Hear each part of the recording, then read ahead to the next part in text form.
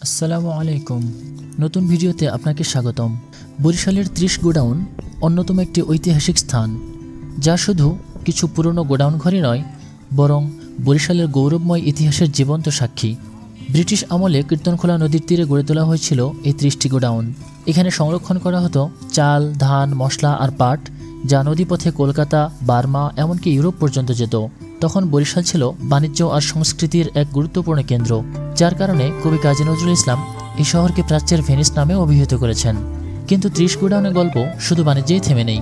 মুক্তিযুদ্ধের সময়ও এই নদীর পাড় ছিল যুদ্ধের জন্য দারুণ এক গুরুত্বপূর্ণ জায়গা। স্বাধীনতার লড়াইয়ে এই এলাকা অনেক ঘটনার সাক্ষী হয়ে আছে, যার মধ্যে এখানকার বধ্যভূমিটাও আছে।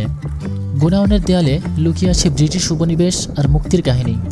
যদিও সময়ের সাথে সাথে কিছু অংশ ভেঙে যাচ্ছে, তবুও ইতিহাসের টানে এখানে আসেন অনেক মানুষ, ভ্রমণকারী, ফটোগ্রাফার আর ট্রাভেল ব্লগাররা।